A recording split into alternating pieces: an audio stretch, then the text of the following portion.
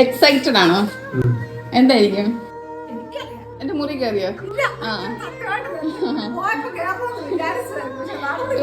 Okay.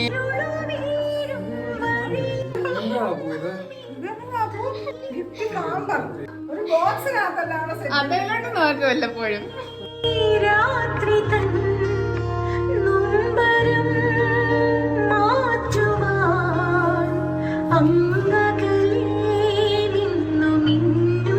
സാറയുടെ hamper super പൊളിയാണ്.